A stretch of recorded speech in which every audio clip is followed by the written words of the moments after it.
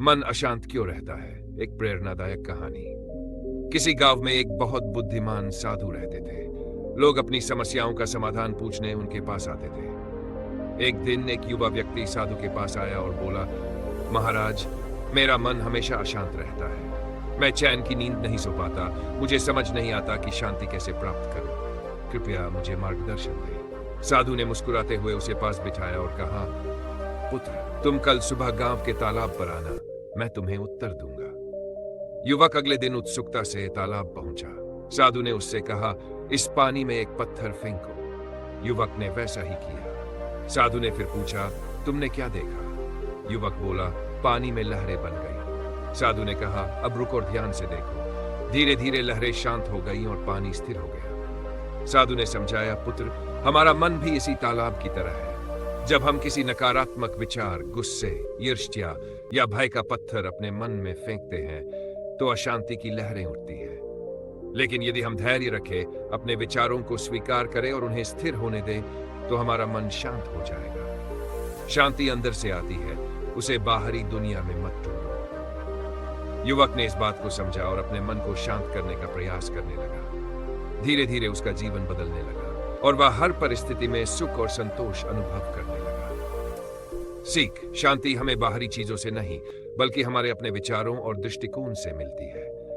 नकारात्मक विचारों को हावी होने देने के बजाय उन्हें समय देकर जाने दें। आपका मन शांत होगा और जीवन सुखमय बनेगा। युवक को साधु की बात बहुत गहरी लगी, लेकिन वह पूरी तरह संतुष्ट नहीं था। उसने फिर पूछा, गुरुदेव, अगर मेरे मन में बार बार विचार आते रहें और मैं उन्हें जाने भी दूं, तो भी कुछ समय बाद वे लौट आते हैं, तब मैं क्या करूं? साधु मुस्कुराए और बोले, यह सामान्य है पुत्र। चलो एक और उदाहरण से समझाता हूं।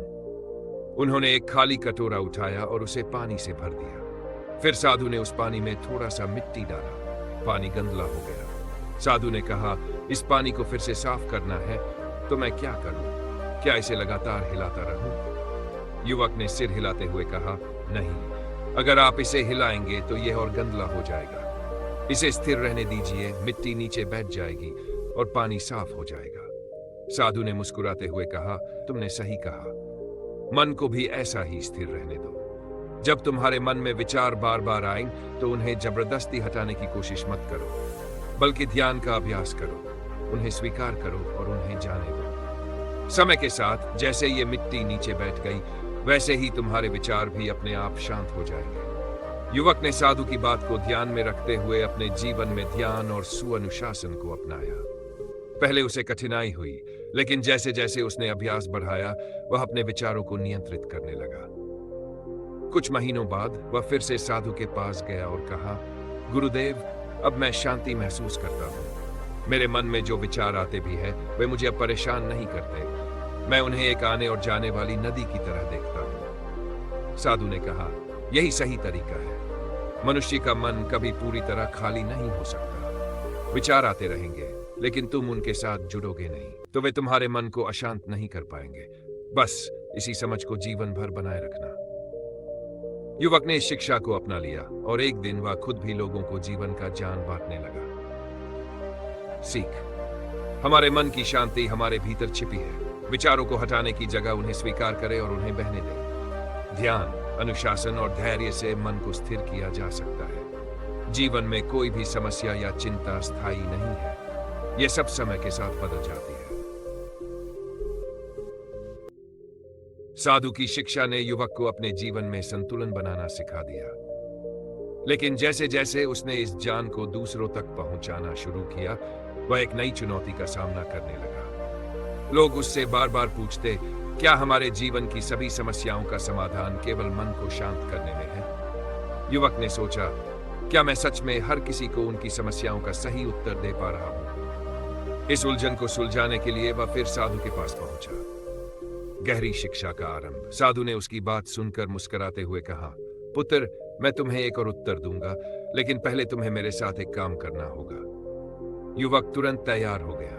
साधु उसे जंगल में ले गए। वहां पहुंचकर उन्होंने युवक से कहा, यहां 4 बर्तन हैं। इनमें से एक में मिट्टी, दूसरे में पानी, तीसरे में रेत और चौथे में पत्थर है। इनमें से कौन सा बर्तन सबसे उपयोगी है?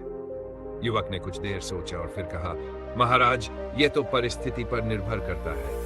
अगर पौधा उगाना हो तो मिट्टी, प्यास बुझानी हो तो पानी, निर्माण के लिए रेत और सुरक्षा के लिए पत्थर उपयोगी होगा। साधु ने सिर हिलाकर कहा, तुमने बिल्कुल सही कहा। ठीक इसी प्रकार जीवन में समस्याएं और उनके समाधान भी परिस्थितियों पर निर्भर होते हैं। शांति मन का एक महत्वपूर्ण आधार है, लेकिन कभी कभी तुम्हें समस्या को सुलझाने के लिए और भी चीजों की जरूरत होगी। ज्ञान, धैर्य, परिश्रम और सही निर्णय। शांति तुम्हें सही निर्णय लेने में मदद करती है, लेकिन सफलता के लिए केवल शांति पर्याप्त नहीं है। इसके लिए कर्म जरूरी है। सार्थक कर्म की ओर बढ़ना। साधु ने आगे कहा, अब मेरी एक बात और सुनो। जीवन के 2 प्रकार के लोग होते हैं। 1, वे जो केवल शांति चाहते हैं लेकिन मेहनत से बचते हैं। B, वे जो मेहनत करते हैं लेकिन शांत नहीं रहते। सफलता और संतोष उन्हें ही मिलता है जो शांति और मेहनत दोनों को संतुलित करते हैं। इसलिए अब जब तुम दूसरों को शिक्षा देते हो तो उन्हें यह भी सिखाओ कि शांति के साथ साथ सही दिशा में कर्म करना कितना महत्वपूर्ण है। युवक ने साधु के इस गहरे ज्ञान को समझा। उसने अपनी शिक्षा को नई दिशा दी और लोगों को सिखाया कि किसी भी समस्या का समाधान 2 चीजों में है। 1, शांत चित्त, ताकि आप सही सोच सके। 2, सार्थक कर्म, ताकि आप समस्या का समाधान खोज सके। युवक धीरे धीरे अपने गांव का सबसे प्रेरणादायक व्यक्ति बन गया। उसका नाम दूर दूर तक फैल गया। लोग उससे मिलने और उससे मार्गदर्शन लेने आने लगे।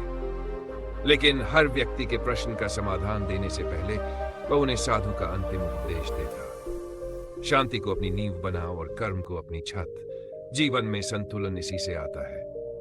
अंतिम सीख, मन की शांति और कर्म का संतुलन जीवन को सफल और संतोषजनक बनाते हैं। केवल एक पक्ष पर निर्भर होना समाधान नहीं है। दोनों का महत्व समझकर ही जीवन को समृद्ध बनाया जा सकता है। कैसे करें मन शांत? एक प्रेरणादायक कहानी। किसी गांव में राम नाम का एक व्यक्ति रहता था। वह हर समय परेशान और अशांत रहता था। उसके मन में हर समय किसी न किसी बात की चिंता लगी रहती थी।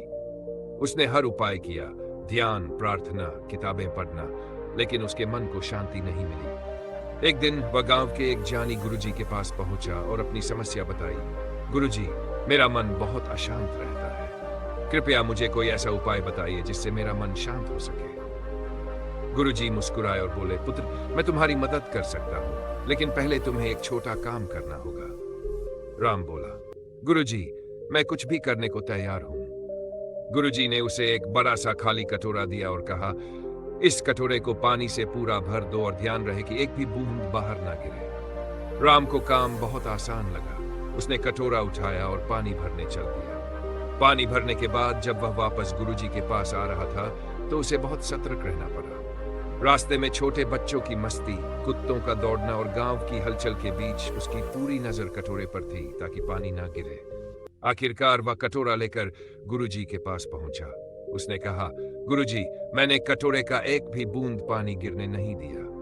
गुरुजी मुस्कुराए और पूछा, राम, जब तुम इस कटोरे को लेकर आ रहे थे तो तुमने रास्ते में बच्चों का खेल, कुत्तों का दौड़ना या और कुछ देखा? राम ने कहा, नहीं गुरुजी, मेरा पूरा ध्यान तो इस कटोरे पर था। गुरुजी ने समझाते हुए कहा, बिल्कुल ऐसे ही यदि तुम अपने मन को किसी सकारात्मक उद्देश्य या काम में पूरी तरह लगा दोगे तो तुम्हारा ध्यान दूसरी चिंताओं पर नहीं जाएगा। मन शांत तब होता है जब हम अनावश्यक बातों और समस्याओं पर ध्यान देना बंद कर देते हैं और अपनी ऊर्जा को सही दिशा में लगाते हैं। राम ने गुरुजी की इस बात को समझा। उसने अपने मन को हर छोटी छोटी परेशानी और चिंता से हटाकर सकारात्मक कार्यों और अपने लक्ष्य पर केंद्रित करना शुरू कर दिया। कुछ समय बाद उसका जीवन पूरी तरह बदल गया और वह सच्ची शांति का अनुभव करने लगा। सीख, मन को शांत करना कठिन नहीं है। हमें बस ये समझने की जरूरत है कि हमारा ध्यान कहाँ जा रहा है। यदि हम अपना ध्यान फालतू की चिंताओं और समस्याओं से हटाकर किसी सार्थक काम में लगाएं तो शांति अपने आप मिल जाती है।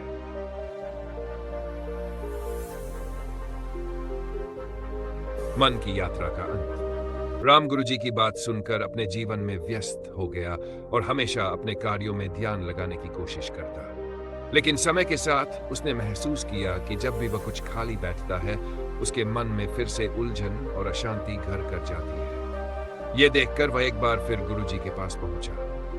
राम ने गुरुजी से कहा, गुरुजी, मैंने आपके दिए गए सुझाव का पालन किया और अपने काम में ध्यान लगाना सीखा, लेकिन जैसे ही मैं खाली होता हूं या अकेले बैठता हूं, मेरा मन फिर से चिंताओं और उलझनों में उलझ जाता है। क्या शांति का कोई स्थायी उपाय नहीं है?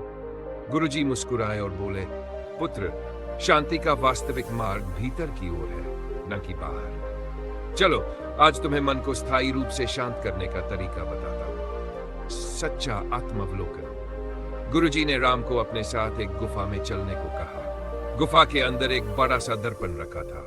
गुरुजी ने राम से कहा, इस दर्पण में देखो, जो कुछ भी तुम देखते हो उसे वैसे ही बताओ। राम ने दर्पण में देखा और बोला, मैं अपने चेहरे को देख रहा हूं। इसके साथ मैं अपनी उलझनों और तनावों को भी महसूस कर रहा हूं। गुरुजी ने कहा, अब अपनी आंखें बंद करो और सोचो कि तुम कौन हो। राम ने अपनी आंखें बंद की। वह कुछ समय तक सोचता रहा। उसे अपनी इच्छाएं, भय, गुस्सा और दुख याद आने लगे। गुरुजी ने उससे पूछा, पुत्र, जब तुमने दर्पण में देखा तो क्या तुमने अपने भीतर की सच्चाई देखी?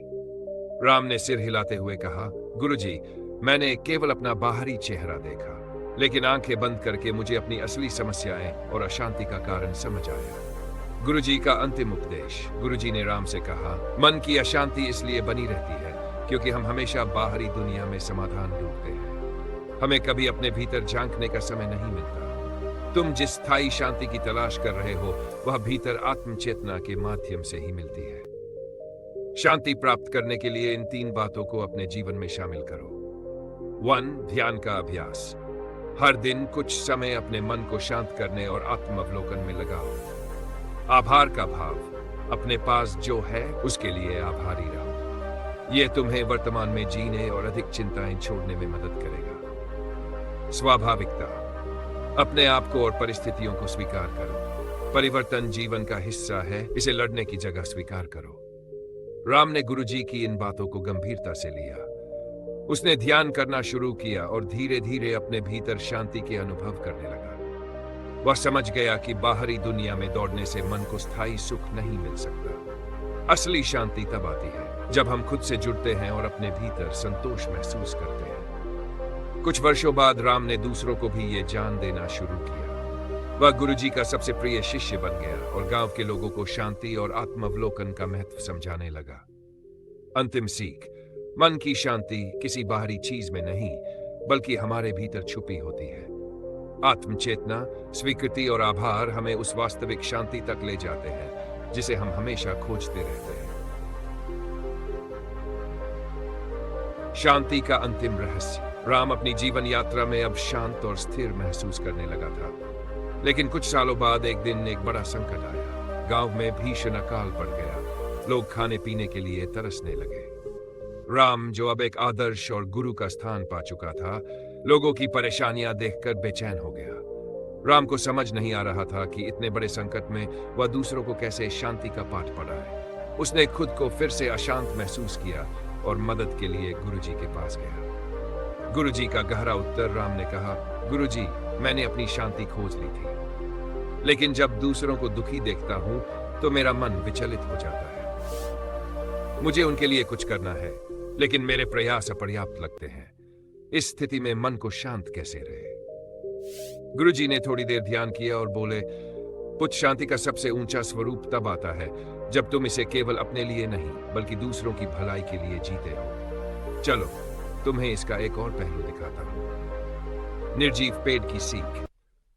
गुरुजी ने राम को एक पुराने पेड़ के पास ले जाकर कहा, इस पेड़ को देखो, यह सूख चुका है, लेकिन इसके नीचे से जो छाया मिलती है वह अब भी राहगीरों को राहत देती है। यह पेड़ अपनी स्थिति की चिंता नहीं करता, बल्कि जो कुछ भी है उसी से दूसरों की सेवा करता है। राम ने ध्यान से देखा और पूछा, गुरुजी, लेकिन मैं तो केवल एक इंसान हूं, मेरी सीमाएं हैं, मैं सबकी मदद कैसे कर सकता हूं? गुरुजी ने मुस्कुराते हुए कहा, पुत्र, हर व्यक्ति सबकी मदद नहीं कर सकता, लेकिन तुम जो कुछ भी कर सकते हो वही करना शांति लाता है। अपने उद्देश्य को दूसरों की सेवा से जोड़ो। जब तुम दूसरों की खुशी और भलाई के लिए काम करते हो तो तुम्हारे भीतर की अशांति खुद ही शांत हो जाती है। सेवा का मार्ग। राम ने गुरुजी की बात मानी और गांव के लोगों की मदद में जुट गया। उसने गांव के साधनवान लोगों से खाने और पानी का प्रबंध करवाया। जिनके पास खेत थे, उनसे निवेदन किया कि वे जरूरतमंदों के लिए अन्न दान करें। धीरे धीरे गांव के लोग मिलकर इस संकट का सामना करने लगे। इस पूरी प्रक्रिया में राम ने अनुभव किया कि उसका अपना दुख और अशांति गायब हो गई। दूसरों की मदद करते हुए उसे एक गहरा संतोष और शांति मिली। उसने समझा कि शांति केवल अपने भीतर पाने की चीज नहीं है, यह दूसरों तक बांटने की चीज है। अंतिम शिक्षा का संदेश। कुछ समय बाद गुरुजी राम से मिलने आए। राम ने उनसे कहा, गुरुजी, अब मुझे समझ आ गया है कि मन केवल भीतर की शांति से शांत नहीं होता। जब हम अपने जीवन को सेवा और भलाई से जोड़ते हैं, तभी असली शांति मिलती है। गुरुजी ने मुस्कुराते हुए कहा, तुमने सही कहा। शांति 3 चरणों में प्राप्त होती है। मन, भीतर की शांति, आत्म अवलोकन और ध्यान के माध्यम से। सार्थक कर्म, अपने कार्यों में ध्यान लगाकर। सामाजिक सेवा, दूसरों की भलाई के लिए काम करके। जब तक तुम शांति को सिर्फ अपने लिए रखते हो, वह अधूरी है, लेकिन जब तुम इसे दूसरों में बांटते हो, तभी वह पूर्ण होती है।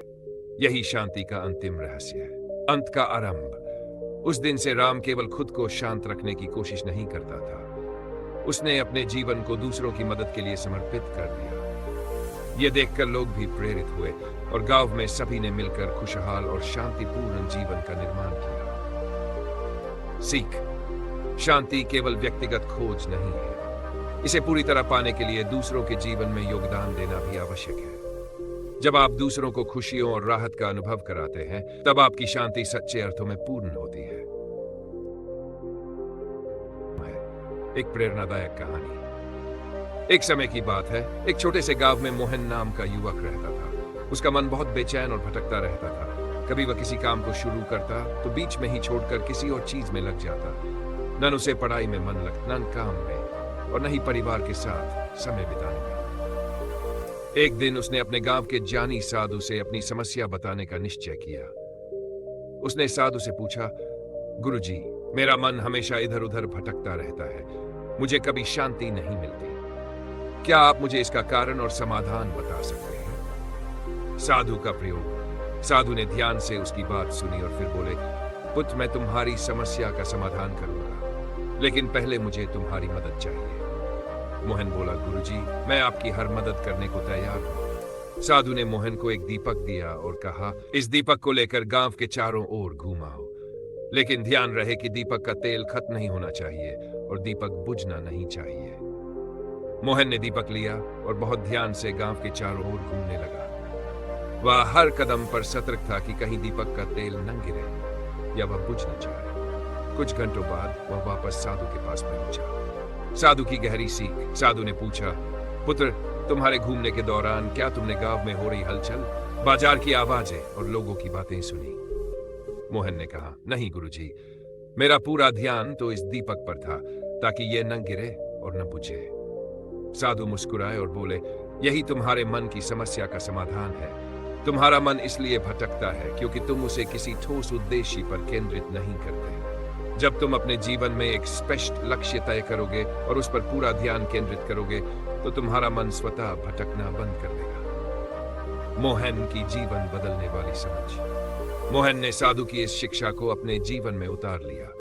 उसने अपना उद्देश्य तय किया और उसे पाने के लिए अपना ध्यान और ऊर्जा उसी पर केंद्रित कर दी। धीरे धीरे उसका मन स्थिर होने लगा और वह हर परिस्थिति में शांत और संतुष्ट महसूस करने लगा। सीख। मन भटकता है क्योंकि हम उसे बिना दिशा के छोड़ देते हैं। यदि हम अपने जीवन का एक उद्देश्य तय कर ले और उस पर ध्यान केंद्रित करें, तो मन शांत हो जाता है और जीवन में शांति व सफलता का अनुभव होता है। मन की यात्रा, भटकाव से स्थिरता की ओर। मोहन साधु के पास से लौटने के बाद अपने जीवन के उद्देश्य को ढूंढने में जुट गया। उसने सोचा, मुझे क्या करना चाहिए जिससे मैं अपने मन को स्थिर रख सकूं और अपने जीवन को अर्थपूर्ण बना सकूं। उसने अपना समय नई चीजें सीखने और अपने हुनर को निखारने में लगाना शुरू कर दिया। कुछ समय के बाद जब वह मेहनत और ध्यान से कुछ सफलता हासिल करने लगा, तो उसे महसूस हुआ कि भले ही उसका ध्यान अपने काम पर था, लेकिन कभी-कभी वह अब भी विचलित हो जाता था। उसने महसूस किया कि उद्देश्य मिलने के बावजूद कभी-कभी असफलता, डर और आलोचना उसके मन को भटका देते हैं। फिर वह अपनी समस्या लेकर दोबारा साधु के पास पहुंचा। दूसरा प्रश्न। मोहन ने कहा, गुरुजी, आपने मुझे अपने उद्देश्य पर ध्यान केंद्रित करने की शिक्षा दी और मैंने इसका पालन किया, लेकिन जब जीवन में परेशानियां या असफलताएं आती हैं तो मेरा मन फिर से अशांत हो जाता है। इन स्थितियों में मन को स्थिर कैसे रखें? साधु की दूसरी शिक्षा। साधु ने मुस्कुराते हुए कहा, तुम्हारे प्रश्न का उत्तर मैं तुम्हें एक कहानी से दूंगा। उन्होंने कहा, एक राजा था जिसे अपने राज्य में संतुलन और स्थिरता बनाए रखना था। एक दिन उसने अपने मंत्री को बुलाया और कहा, मुझे ऐसा सूत्र दो जो मुझे कठिन समय में साहस दे और खुशी के समय में संयम। मंत्री ने एक दिन का समय मांगा। अगले दिन उसने राजा को एक अंगूठी दी जिस पर लिखा था, यह समय भी बीत जाएगा। जब राजा परेशान होता तो वह इस अंगूठी को देखता और शांत हो जाता, और जब उसे अधिक खुशी का अनुभव होता तब भी वह इसे देखकर संयमित रहता। गुरुजी का संदेश। साधु ने कहा, पुत्र, इस कहानी से सीखो कि जीवन में हर स्थिति अस्थायी है, चाहे वह खुशी हो या परेशानी। जब तुम्हारा मन भटकने लगे तो खुद से कहो, यह समय भी बीत जाएगा। यह विचार तुम्हें हर परिस्थिति में स्थिर और शांत बनाए रखेगा। साथ ही अपने काम में लगे रहो और परिणाम की चिंता छोड़ दो। मोहन की आखिरी समझ। मोहन ने साधु की इस दूसरी शिक्षा को भी अपने जीवन में शामिल कर लिया। उसने महसूस किया कि जो असफलताएं पहले उसे विचलित करती थी वे अब उसे प्रभावित नहीं कर रही। वह अपना ध्यान केवल अपने कर्मों पर केंद्रित करता, न कि उनके परिणामों पर। कुछ समय बाद मोहन अपने गांव में न केवल सबसे सफल व्यक्ति बन गया, बल्कि लोगों के लिए प्रेरणा का स्रोत भी बन गया। अब जो भी व्यक्ति अपने मन की भटकन से परेशान होता, वह मोहन के पास आता। मोहन उन्हें साधु द्वारा दी गई ये शिक्षाएं समझाता और उनका जीवन बदल देता। अंतिम संदेश। 1। जीवन का उद्देश्य। अपने जीवन के लिए एक स्पष्ट लक्ष्य तय करें और अपना ध्यान उसी पर केंद्रित करें। डा स्थिति की स्वीकृति। हमेशा याद रखें, यह समय भी बीत जाएगा। इससे आप हर स्थिति में स्थिर रहेंगे। कर्म पर ध्यान। अपने काम पर ध्यान लगाएं, परिणाम की चिंता छोड़ दें। मन तभी स्थिर होता है जब हम इसे भटकने के लिए छोड़ने की जगह सही दिशा दिखाते हैं। जीवन की स्थिरता कर्म, स्वीकृति और धैर्य में है। भटकता मन, एक समाधान की कहानी। एक बार की बात है, हिमालय की गोद में बसे एक छोटे से गांव में अर्जुन नाम का एक युवक रहता था। अर्जुन बहुत होशियार और मेहनती था, लेकिन उसका सबसे बड़ा दुश्मन उसका भटकता हुआ मन था। वह एक काम शुरू करता, लेकिन जल्द ही उसे छोड़कर दूसरे काम में लग जाता। इसी कारण वह अपने जीवन में किसी भी लक्ष्य को पूरा नहीं कर पा रहा था। एक दिन वह अपनी समस्या लेकर गांव के संत महाराज के पास गया। अर्जुन ने कहा, गुरुजी, मेरा मन हर समय भटकता रहता है। मैं एक काम करता हूं, लेकिन थोड़ी देर में ध्यान कहीं और चला जाता है। मुझे अपनी इस समस्या का समाधान चाहिए। संत की सलाह। संत ने मुस्कुराकर कहा, पुत्र, इसका समाधान है, लेकिन पहले तुम्हें एक परीक्षा देनी होगी। अर्जुन ने तुरंत हामी भर दी। संत ने उसे एक कटोरा पानी से भर कर दिया और कहा, तुम्हें इस कटोरे को सिर पर रखकर इस पहाड़ी के चारों ओर घूमना है, लेकिन ध्यान रखना कि पानी की एक बूंद भी बाहर न गिरे। अर्जुन ने यह चुनौती स्वीकार कर ली। वह बड़े ध्यान और सतर्कता से कटोरा लेकर पहाड़ी के चारों ओर घूमने लगा। उसकी आंखें कटोरे पर थी और दिमाग इस बात पर केंद्रित था कि पानी न छलके। वह रास्ते में न किसी के बुलाने पर रुका, न ही इधर उधर देखने की कोशिश की। जब वह वापस संत के पास पहुंचा तो कटोरे का पानी बिल्कुल सही था। संत की शिक्षा। संत ने पूछा, पुत्र, जब तुम पहाड़ी के चारों ओर घूम रहे थे तब तुमने आसपास के पेड़ों, पक्षियों या रास्ते में चल रहे लोगों को देखा? अर्जुन ने जवाब दिया, नहीं गुरुजी, मेरा पूरा ध्यान कटोरे पर था। संत ने मुस्कुराते हुए कहा, पुत्र, यही तुम्हारी समस्या का समाधान है। जब तुम्हारा ध्यान एक ही काम पर होता है तो मन भटकने का समय ही नहीं पाता। तुम्हारा मन इसलिए भटकता है क्योंकि तुम उसे एकाग्र नहीं रखते। यदि तुम अपने जीवन के हर काम को कटोरे की तरह महत्व देकर उसे ध्यानपूर्वक करोगे तो तुम्हारा मन कभी नहीं भटकेगा। अर्जुन की समझ। अर्जुन ने संत की यह बात गहराई से समझी। उसने अपनी दिनचर्या को इस तरह व्यवस्थित किया कि वह एक समय में केवल एक ही काम पर ध्यान केंद्रित करता। उसने जाना कि भटकाव का सबसे बड़ा कारण है अस्पष्टता और बहुकार्य, मल्टीटास्किंग। जब उसने अपने कामों को प्राथमिकता देना और योजनाबद्ध तरीके से करना शुरू किया तो उसका मन स्थिर रहने लगा। सीख, एकाग्रता बनाए रखें। एक समय में केवल एक ही काम पर ध्यान दें। स्पष्ट लक्ष्य रखें। जब लक्ष्य स्पष्ट होते हैं तो मन भटकता नहीं है। ध्यान का अभ्यास करें। ध्यान लगाने से मन को स्थिर रखना आसान हो जाता है। अंतिम संदेश, मन को भटकने से रोकने का उपाय है एकाग्रता और ध्यान। जैसे कटोरे में पानी को गिरने से बचाने के लिए अर्जुन ने ध्यान केंद्रित किया, वैसे ही हमें जीवन के हर कार्य में अपना पूरा ध्यान लगाना चाहिए। ध्यान केंद्रित करना और छोटे छोटे लक्ष्यों को पाना ही सफल और शांत जीवन का रहस्य है। मन को पूर्ण शांति की ओर ले जाना। अर्जुन संत की शिक्षा से प्रेरित होकर अपने जीवन में बड़ा बदलाव ला चुका था। उसका ध्यान अब अपने कामों पर केंद्रित था और वह हर दिन एक नई ऊंचाई पर पहुंच रहा था। लेकिन एक समय ऐसा आया जब उसने महसूस किया कि कभी-कभी बाहरी शांति होते हुए भी भीतर एक हल्की अशांति या बेचैनी बनी रहती है। एक दिन अर्जुन फिर से संत के पास गया और कहा, गुरुजी, मैंने अपनी एकाग्रता और ध्यान से अपने भटकते मन को काबू में करना सीख लिया है। लेकिन अब भी जब मैं अकेला होता हूं तो मुझे भीतर एक खालीपन और हल्की अशांति का अनुभव होता है। क्या इसके लिए भी कोई उपाय है? संत की नई शिक्षा। संत ने अर्जुन को मुस्कुराते हुए कहा, पुत्र, तुम्हारा अगला कदम मन को केवल स्थिर करने का नहीं, बल्कि उसे आनंद और शांति की ओर ले जाने का है। इसके लिए मैं तुम्हें एक और पाठ सिखाता हूं। संत ने अर्जुन को एक शांत झरने के पास ले जाकर कहा, देखो इस झरने को। ये लगातार बह रहा है और अपने रास्ते में कई पत्थरों, बाधाओं और मोड़ों से गुजरता है, फिर भी ये अशांत नहीं है। क्या तुम जानते हो क्यों? अर्जुन ने सिर हिलाया। झरने की सीख। संत ने कहा, यह झरना केवल इसलिए शांत और आनंदित रहता है क्योंकि इसका लक्ष्य केवल बहना है। यह रुकता नहीं और न ही किसी एक पत्थर के बारे में चिंता करता है। यह हर बाधा को पार करते हुए निरंतर बहता है। तुम्हें भी अपने जीवन को झरने की तरह बनाना होगा।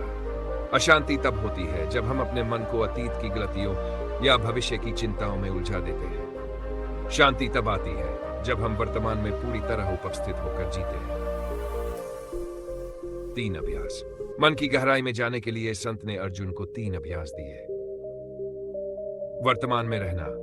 हर दिन कम से कम कुछ समय अपने सभी काम छोड़कर बस वर्तमान का अनुभव करो। जो हो रहा है उस पर ध्यान केंद्रित करो। दाग, आभार प्रकट करना। हर सुबह और रात को अपनी जिंदगी में जो चीजें हैं उनके लिए आभार प्रकट करो। यह तुम्हारे भीतर संतोष का भाव उत्पन्न करेगा। सहज स्वीकृति। जीवन में जो कुछ भी होता है उसे स्वीकार करो। विरोध करने के बजाय उसे अपना दोस्त मानो। अर्जुन की अंतिम समझ। अर्जुन ने इन 3 अभ्यासों को अपनाया। अब न केवल उसका मन स्थिर था, बल्कि वह हर परिस्थिति में आनंद और संतोष का अनुभव करने लगा। उसने जाना कि जीवन में शांति पाने के लिए लक्ष्य तय करना और काम पर ध्यान लगाना जितना जरूरी है, उतना ही महत्वपूर्ण है हर पल का आनंद लेना। वर्षों बाद अर्जुन संत बनकर कई लोगों की मदद करने लगा। उसने जो सीखा उसे वह दूसरों को सिखाने लगा। गांव के लोग उसकी बातों को मानकर न केवल सफल हुए, बल्कि उनका जीवन शांतिपूर्ण और संतुष्ट हो गया। अंतिम संदेश। वर्ण निरंतरता बनाए रखे। झरने की तरह जीवन में बहते रहो, बिना रुके और बिना चिंता किए। वर्तमान का अनुभव करो। अतीत की चिंता और भविष्य की कल्पना छोड़कर हर पल को पूरी तरह जियो। संतोष का भाव। जीवन में जो भी है उसे स्वीकार कर संतोष और आभार महसूस करो। मन तब भटकता है जब वह अनचाही जगहों पर घूमता है। उसे सही दिशा देने के साथ साथ वर्तमान में टिकाने की कला सीख लो और शांति स्वयं तुम्हारे भीतर बस जाएगी।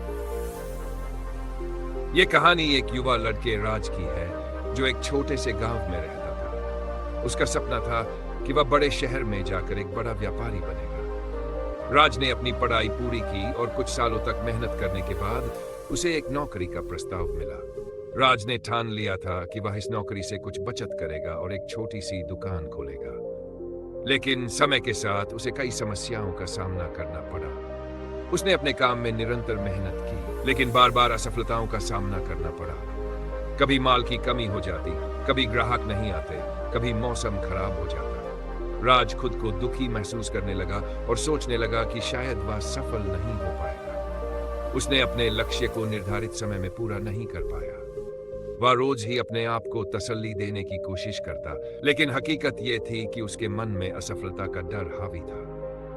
एक दिन राज के पुराने मित्र ने उससे मुलाकात की। उसे राज की असफलता के बारे में सुनकर कहा, राज, लक्ष्य तक पहुंचने का कोई निश्चित रास्ता नहीं होता। जितना बड़ा सपना होगा उतने संघर्ष होंगे। अगर आप इसी तरह निराश होते रहे तो आप कभी सफलता नहीं पा सकेंगे। राज को यह बात गहरे से लगी। उसने सोचा, सच्ची सफलता लगातार संघर्ष और दृढ़ता में ही छिपी होती है। अगर मैंने हार मान ली तो वह सपना कभी पूरा नहीं होगा। फिर उसने दुगनी मेहनत से काम शुरू किया और नए तरीकों से व्यापार को बढ़ाया। कुछ महीनों बाद उसकी दुकान में अच्छा मुनाफा होने लगा और वह अपने निर्धारित लक्ष्य तक पहुंचने में सफल हुआ। राज की कहानी से यह सीखने को मिलता है कि सफलता पाने के लिए संघर्ष आवश्यक होता है। जो लोग निरंतर मेहनत करते रहते हैं वे किसी भी असफलता से डरकर पीछे नहीं हटते, बल्कि वही सफलता की ऊंचाइयों तक पहुंचते हैं। राज ने अपनी दुकान को संभालने के बाद अब अपने व्यापार को और अधिक विस्तृत करने की योजना बनाई। वह जानता था कि केवल मेहनत ही सफलता का रास्ता नहीं होता, बल्कि सोच समझकर किए गए कदम भी सफलता में बड़ा योगदान करते हैं। उसने धीरे धीरे अपने व्यापार को ऑनलाइन करने की सोची थी, ताकि वह और अधिक ग्राहकों तक पहुंच सके। राज ने अपनी दुकान के लिए एक वेबसाइट बनाई और सोशल मीडिया पर भी सक्रिय होने लगा। शुरुआत में इस फैसले से उसे कुछ कस्टमर मिले, लेकिन उसे इसे बढ़ाने के लिए लगातार प्रचार करना पड़ा। रातों की नींदें और दिन भर की मेहनत उसकी दुनिया बन चुकी थी। कभी कभी उसे लगता था कि इतना बड़ा कदम उठाने के बाद वह फिर से असफल हो जाएगा, लेकिन उसने अपने सपने से समझौता नहीं किया। समय बीतता गया और उसकी दुकान की वेबसाइट पर ग्राहक बढ़ने लगे। धीरे धीरे उसका व्यापार एक छोटे से शहर से पूरे देश में फैलने लगा। उसकी मेहनत और रणनीति ने उसे उस स्थान पर पहुंचा दिया जहां उसने कभी कल्पना भी नहीं की थी। एक दिन जब वह अपने पुराने दोस्तों से मिलने गया तो वे सभी उसकी सफलता देखकर हैरान रह गए। राज ने उन्हें अपनी कठिनाइयों के बारे में बताया। मेरे लिए सफलता तक पहुंचने का रास्ता आसान नहीं था। मुझे बहुत बार असफलता का सामना करना पड़ा, लेकिन मैंने हार नहीं मानी। हर असफलता से मैंने कुछ नया सीखा और उसे अपने फायदे में बदल लिया। राज की सफलता की कहानी अब गांव-गांव, शहर-शहर फैलने लगी थी। उसके व्यापार में निरंतर वृद्धि हो रही थी और उसने अपने पुराने सपने को साकार कर लिया था। वह जान चुका था कि जीवन में सफलता केवल एक मंजिल नहीं, बल्कि एक सफर है। यह सफर कठिनाइयों से भरा हो सकता है, लेकिन उन कठिनाइयों का सामना करना ही असली सफलता है। अब वह एक प्रेरणा बन चुका था जो दूसरों को यही सिखाता था कि कभी हार नहीं माननी चाहिए, क्योंकि संघर्ष में ही असली सफलता छिपी होती है।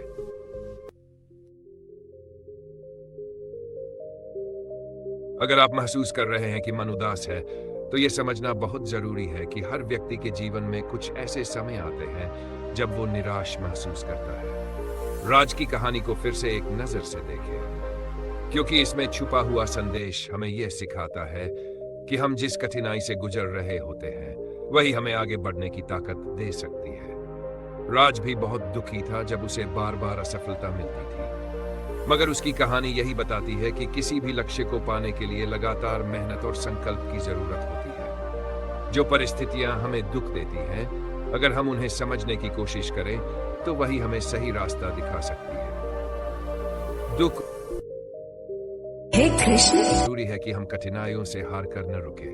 हर दिन एक नई शुरुआत हो सकती है। क्या पता कल आपका सामना कुछ ऐसा बदलाव से हो जो सब कुछ बेहतर कर दे। जिंदगी एक यात्रा है और हर कदम में हम कुछ नया सीखते हैं। राज की तरह आप भी अपने दुखों से उठकर कुछ नया कर सकते हैं। अपने सपनों को पाने के लिए मेहनत करना और कभी न रुकना ही सफलता की कुंजी है। राज की कहानी का अगला हिस्सा यही था कि वह समझने लगा था कि दुख और संघर्ष जीवन के हिस्से हैं और हर कदम पर नकारात्मक परिस्थितियां उसे मजबूत बना रही थी। वह एक दिन अपने को पूरा करने के बारे में मजाक उड़ाया करते थे। राज अब बदला हुआ था। उसने अपने जीवन की कठिनाइयों को एक ताकत के रूप में इस्तेमाल किया था। गांव में लौटकर उसने अपना अनुभव सभी से साझा किया। उसने कहा, मैं जानता हूं कि मुझे समय रहते कभी भी निराशा में डूबने का अधिकार नहीं था। हर बार जब मैं गिरा तो उसी वक्त मैंने ये सोचा कि मैं कैसे उठ सकता हूँ। कुछ छोटे छोटे कदम कभी बड़े बदलाव ला सकते हैं अगर आप मेहनत और आत्मविश्वास से काम करें। गांव के लोगों ने यह सुना और उनका नजरिया बदलने लगा। वे समझने लगे कि सफलता केवल भाग्य या किस्मत पर नहीं निर्भर करती, बल्कि हमारी खुद की मेहनत, संघर्ष और मानसिक स्थिति पर भी आधारित होती है। राज ने अब अपने जीवन को एक और दिशा दी। उसने केवल व्यापार की दुनिया में अपने कदम मजबूती से जमाए, बल्कि अन्य लोगों को भी सफलता की ओर मार्गदर्शन देने की कोशिश की। उसने वहां एक छोटा सा प्रशिक्षण केंद्र खोलने का निर्णय लिया, जहां वह और उसके सहकर्मी दूसरों को सिखाते कि कैसे व्यवसाय शुरू करना चाहिए, जोखिमों से न घबराना चाहिए और कभी भी उम्मीद नहीं खोनी चाहिए। वह जानता था कि अब जो कुछ भी वह दूसरों को दे सकता है, वह सिर्फ अपने व्यक्तिगत संघर्ष और अपनी कठिनाइयों के कारण ही कर सकता है।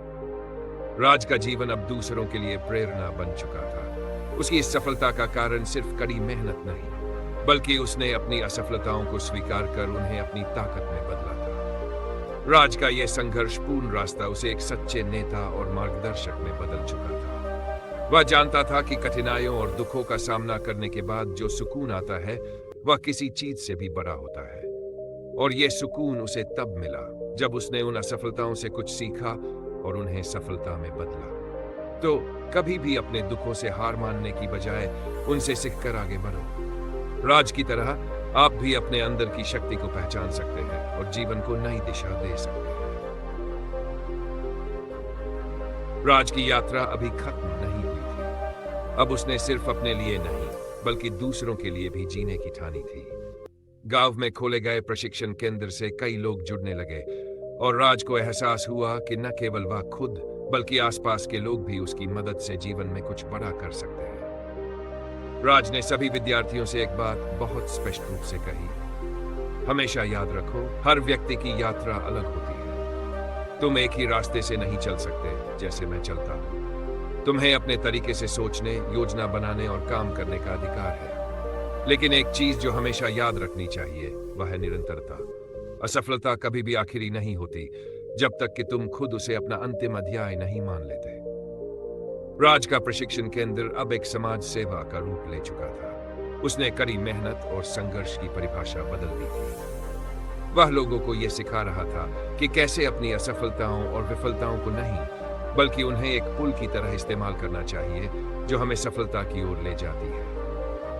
कुछ सालों में राज का नाम दूर दूर तक फैलने लगा। अब केवल व्यापार में सफलता ही नहीं, बल्कि समाज में उसका योगदान भी महत्वपूर्ण बन चुका था।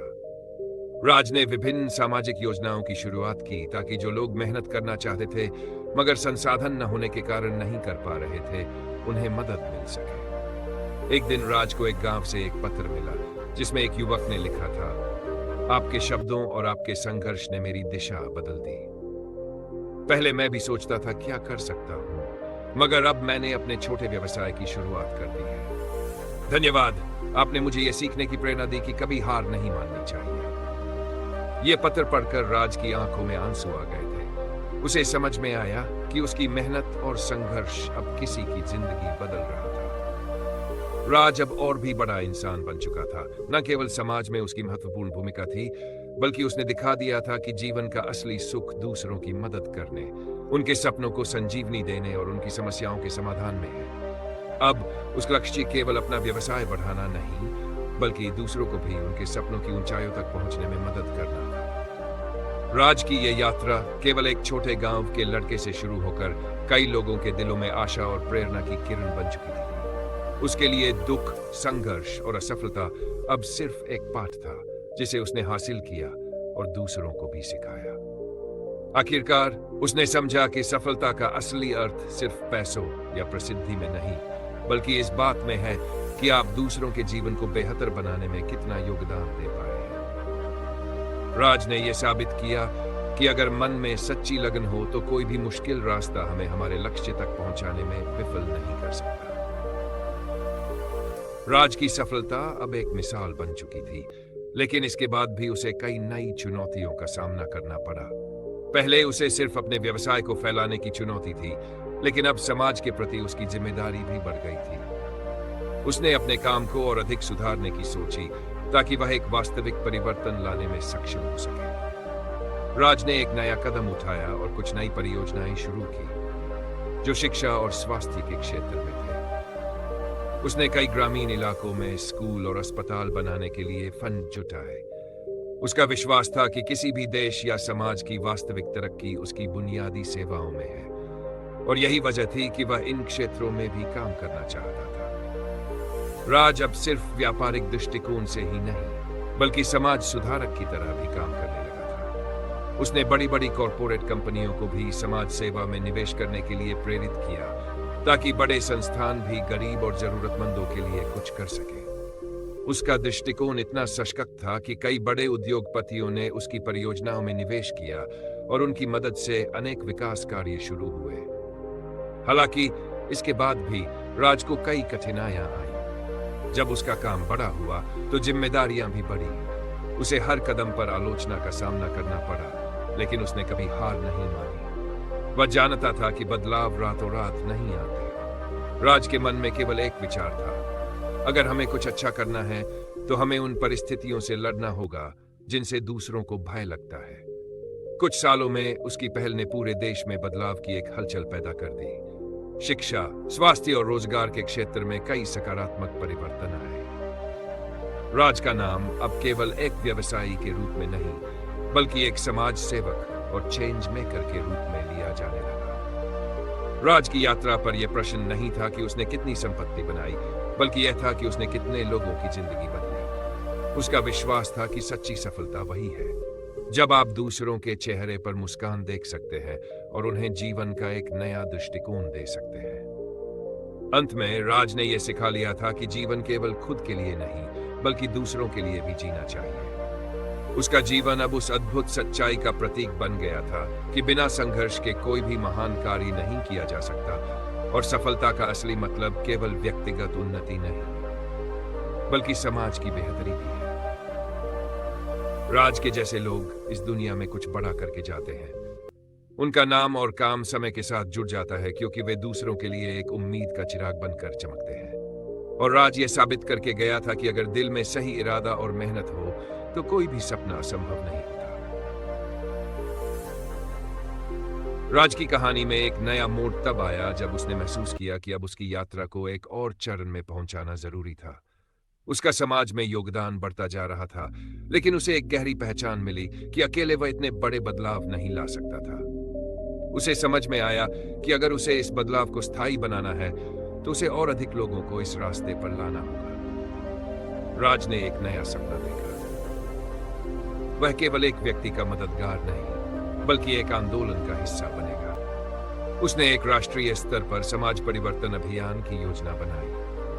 इसके तहत वह छोटे व्यवसायियों, शिक्षा क्षेत्र से जुड़े शिक्षकों और सामाजिक कार्यकर्ताओं को एक साथ लाकर उन्हें समाज के प्रति उनके कर्तव्यों और जिम्मेदारियों के प्रति जागरूक करने का कार्य करने लगा। उसका यह अभियान एक परिवर्तन, हजारों परिवर्तन का मंत्र लेकर पूरे देश में फैलने लगा। इस अभियान का मुख्य उद्देश्य केवल योजनाएं बनाना नहीं था, बल्कि यह था कि आम आदमी को यह समझाया जाए कि वे व्यक्तिगत स्तर पर भी अपने छोटे प्रयासों से बड़े बदलाव ला सकते हैं। जैसे राज ने अपने संघर्ष के दौरान सीखा था, यही संदेश उसने अन्य लोगों तक भी पहुंचाना शुरू किया।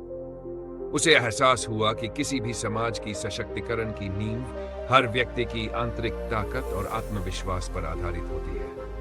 राज का अभियान केवल शिक्षा और स्वास्थ्य में नहीं, बल्कि पर्यावरण और स्थानीय स्तर पर सुधार करने की दिशा में भी कदम बढ़ाने लगा। उसने ठानी छोटे छोटे गांव और शहरों में बच्चों को सिखाने के लिए वे पर्यावरण संरक्षण, सामुदायिक विकास और संसाधनों के विवेकपूर्ण उपयोग की महत्वपूर्ण बातें सिखाएंगे।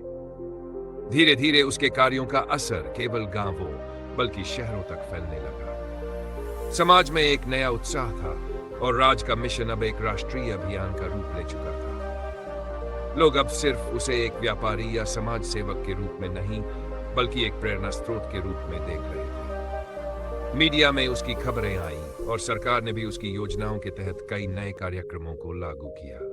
राज ने सबसे महत्वपूर्ण बात यह सिखाई कि अगर सही दिशा में काम किया जाए तो समाज का हर सदस्य एक बदलाव ला सकता है। केवल आवश्यकता होती है समाज में जागरूकता और समय के साथ कदम उठाने की। राज के इस मिशन ने न केवल लाखों लोगों के जीवन को बेहतर बनाया, बल्कि यह एक सबक भी दिया कि दूसरों के लिए जीना ही असली कामयाबी है। समय के साथ राज ने आत्म मूल्यांकन किया और उसने महसूस किया कि वह असल में उस दिशा में आगे बढ़ चुका था जिसके बारे में वह शुरू में केवल सपना देखता था। उसके मिशन ने न केवल समाज में बल्कि हर एक व्यक्ति के भीतर परिवर्तन लाया और वह खुद कभी न कभी इस यात्रा में शामिल होने वाले सभी लोगों के चेहरों पर उनकी सफलता और खुशी देखकर संतुष्ट हुआ। राज ने इस अंत में यह समझा और अब इस बात पर विश्वास कर लिया था कि यदि हम सामूहिक रूप से काम करें और अपने दर्द और संघर्षों को एक दूसरे के लिए मदद बनाने में बदल ले तो समाज में परिवर्तन होना तय है। कभी भी मुश्किलें आ सकती है, लेकिन यदि इरादा मजबूत हो तो हर परेशानी से पार पाया जा सकता है। यही राज की वास्तविक विरासत थी। राज की यात्रा अभी भी जारी थी। समाज के परिवर्तन के अभियान में उसकी सफलता के बाद वह अब नए स्तर पर विचार करने लगा। हालांकि उसे जो सुख और संतोष था वह इस विचार में बदलने लगा कि सिर्फ योजनाएं बनाना और कार्य करना ही काफी नहीं है, बल्कि अब उसका असली लक्ष्य इस बदलाव को पीढ़ियों तक बनाए रखना था। राज ने महसूस किया कि समाज में वास्तविक बदलाव स्थायी तब होता है जब उसका असर लोगों की मानसिकता पर पड़े और यह मानसिकता अगले पीढ़ी के लोगों तक पहुंच सके। इसलिए उसने शिक्षा के क्षेत्र पर विशेष ध्यान देना शुरू किया ताकि बच्चे केवल किताबों की पढ़ाई न करें, बल्कि उन्हें यह समझने का अवसर मिले कि वे समाज में कैसे सकारात्मक परिवर्तन ला सकते हैं। उसने एक व्यापक नेटवर्क स्थापित करने की योजना बनाई जिसमें शिक्षा के संगठनों, स्वयंसेवी संस्थाओं और युवा कार्यकर्ताओं को एकत्रित किया गया। राज की विचारधारा यह थी कि भविष्य में नेता सिर्फ कार्यालयों में बैठे हुए नहीं होंगे, बल्कि समाज के भीतर के अलग अलग क्षेत्रों में कार्य करने वाले प्रत्येक व्यक्ति नेता हो सकते हैं। सिर्फ राष्ट्रीय स्तर पर नहीं, बल्कि वह अंतर्राष्ट्रीय स्तर पर भी अपने अभियान को फैलाना चाहता था। राज ने अन्य देशों में जाकर वहां के समाज सेवकों और कार्यकर्ताओं से संपर्क किया। वह जानता था कि हमारे मुद्दे एक ही है: गरीबी, शिक्षा, पर्यावरण का नुकसान और असमानता। यदि हम इन्हें मिलकर हल करें तो पूरी दुनिया में परिवर्तन आ सकता है। उसने इंटरनेशनल सम्मेलनों में हिस्सा लिया और अपनी योजनाओं को साझा किया ताकि उसकी विचारधारा विश्व भर में फैल सके। उसने एक अंतर्राष्ट्रीय सम्मेलन आयोजित किया जिसमें अलग अलग देशों के समुदायों के नेता, कार्यकर्ता और शिक्षा विशेषज्ञ शामिल हुए। यह सम्मेलन एक ऐतिहासिक आयोजन बन गया जहां विभिन्न राष्ट्रों के प्रतिनिधियों ने समाज और शिक्षा में सुधार की दिशा में अपने दृष्टिकोण साझा किए। राज ने अपने अनुभवों को साझा करते हुए कहा, यदि हर व्यक्ति अपने भीतर छिपी शक्ति को पहचान ले और अपने आसपास की दुनिया को बदलने के लिए कुछ कर गुजरने का संकल्प कर ले तो एक नई दुनिया का निर्माण होगा। यह बदलाव हमें आज से शुरू करना होगा। राज का यह अंतर्राष्ट्रीय मिशन और उसके बाद हुए कार्यों ने उसे एक विश्वव्यापी नेतृत्व की भूमिका दी। उसे समझ में आ गया था कि सिर्फ एक व्यक्ति का प्रभाव और केवल एक पीढ़ी की मदद से बदलाव लाना आसान नहीं था। इसके लिए संजीदगी, धैर्य और लगातार कार्य करने की जरूरत थी। उसकी धरोहर अब केवल एक व्यापारी के रूप में नहीं थी, बल्कि वह सभी मानवता के लिए एक प्रेरणा बन चुका था। समय के साथ राज ने देखा कि जिन गांवों में उसने शिक्षा और सामाजिक जागरूकता को बढ़ावा दिया था, वहां बदलाव नजर आने लगा था। अब उन जगहों पर बच्चे न केवल स्कूल जाते थे, बल्कि वे समाज सुधारक, वैज्ञानिक, चिकित्सक और शिक्षक बनने की दिशा में सोचने लगे थे। हर गांव में एक नई सोच का जन्म हुआ था। राज ने अपने जीवन के अंतिम वर्षों में अपनी पूरी यात्रा को दस्तावेजित किया ताकि आने वाली पीढ़ियां इस मार्ग को अपनाने के लिए प्रेरित हो सके। उसने अपने आत्मकथा में लिखा, सच्ची महानता वो नहीं है जो इंसान अपनी जिंदगी में हासिल करता है, बल्कि महानता उस मिशन में है जो समाज के लिए योगदान कर सके और जो इस जीवन में सामूहिक और दीर्घकालिक परिवर्तन ला सके। राज की कहानी अब हर जगह बयां की जा रही थी और उसका दृष्टिकोण केवल इस पृथ्वी पर नहीं, बल्कि आत्मा के भीतर के परिवर्तन के बारे में था। यही उसकी जीवन की सच्ची विरासत थी जो आने वाली पीढ़ियों को समृद्धि, समानता और सशक्तिकरण की ओर बढ़ने के लिए प्रेरित करेगी। जब मन अशांत हो तो शांति प्राप्त करने का रास्ता थोड़ी सी समझ और बदलाव से निकल सकता है। ये एक कहानी है जो मन को शांति और संतुलन की ओर मार्गदर्शन करती है। यह कहानी एक छोटे गांव के साधु बाबा की है, जो लोगों को जीवन की वास्तविकता और मानसिक शांति का मार्ग बताते थे। उनके पास न सिर्फ ज्ञान था, बल्कि एक गहरी आंतरिक शांति थी जो हर किसी को आकर्षित करती थी। लोग बहुत दूर दूर से उनसे सलाह लेने आते थे, लेकिन हर बार बाबा का उत्तर एक जैसा ही होता। एक दिन गांव में एक युवक अर्जुन आया। वह बहुत उदास और अशांत था। उसके मन में जीवन से जुड़ी बहुत सारी चिंताएं थी। उसने बाबा से कहा, बाबा, मेरा मन शांत नहीं होता। जीवन में इतनी समस्याएं हैं कि मैं खुद को खो सा रहा हूं। काम, रिश्ते और भविष्य के बारे में सोचते सोचते मैं टूटने लगा हूं। क्या किया जाए कि मन शांत हो जाए?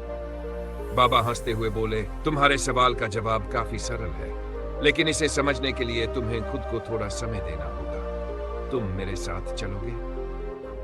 अर्जुन ने सिर हिलाया और दोनों लोग पास ही एक नदी के किनारे गए। बाबा ने अर्जुन से कहा, अब तुम इसे ध्यान से देखो, और उन्होंने नदी के पानी को हाथ में लिया। बाबा ने उसे पानी में अपनी हथेली डुबोकर धीरे धीरे इधर उधर हिलाना शुरू किया।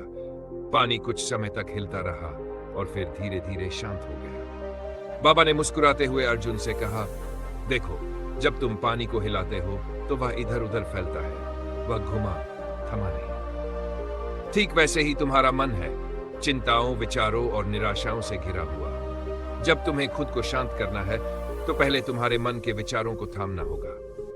तुम्हारे दिल को शांति तभी मिलती है जब तुम अपने भीतर के तूफान को शांत करते हो। जैसे पानी अपने आप को स्थिर कर लेता है, वैसे ही तुम्हारा मन भी बिना किसी चिंता के शांत हो जाएगा अगर तुम उसे नियंत्रित कर पाओ। अर्जुन कुछ समझ सका, लेकिन उसे पूरा यकीन नहीं हुआ। बाबा ने फिर कहा, जाओ और पानी के झरने में एक पत्थर डालकर देखो। तुम देखोगे पानी उसका विरोध करता है, लेकिन आखिरकार वह पत्थर धीरे धीरे पानी की धारा में समा जाता है। ठीक वैसे ही तुम्हें भी अपने जीवन की हर कठिनाई को बिना तनाव के स्वीकार करना सीखना होगा। जब तुम चीजों को आत्मस्वीकृति से देखोगे, तब जीवन और मन की शांति खुद ब खुद प्राप्त होगी। अर्जुन ने विचार करते हुए कहा, तो इसका मतलब है कि मानसिक शांति संघर्ष और चिंताओं से बचने में नहीं है, बल्कि उन्हें स्वीकार कर उनका समाधान ढूंढने में है। बाबा हंसते हुए बोले, बिल्कुल, जीवन में शांति का मतलब संघर्ष से बचना नहीं है। जीवन का वास्तविक अर्थ है इन कठिनाइयों से सीखा जाए, उन्हें समर्पण के साथ अपनाया जाए और अंत में स्वीकार किया जाए। अर्जुन ने बाबा की बातों को दिल से सुना और फिर धीरे धीरे अपने भीतर की अशांति को महसूस किया। उसने स्वीकार किया कि जीवन में उतार चढ़ाव आते रहेंगे, लेकिन अगर उसे शांतिपूर्वक और धैर्य से सामना किया जाए तो मन को सच्ची शांति मिल सकती है। उस दिन के बाद अर्जुन ने छोटे छोटे उपायों को अपनी जिंदगी में अपनाना शुरू किया। ध्यान करना, सकारात्मक सोच रखना और समस्याओं का समाधान धीरज से खोजना। धीरे धीरे उसका मन शांत हुआ और उसने महसूस किया कि बाबा का दिया हुआ ज्ञान सच्चा था। अब जब भी वह कोई समस्या महसूस करता तो वह अपने अंदर की शांत नदियों की याद करता और अपने मन को शांति से भर लेता। इस कहानी से यह सिखा जाता है कि मन की शांति आंतरिक संतुलन और स्वीकार्यता से आती है, न कि बाहर की परिस्थितियों से। किसी भी कठिनाई को अपनी शक्ति में बदलकर हम शांति पा सकते हैं।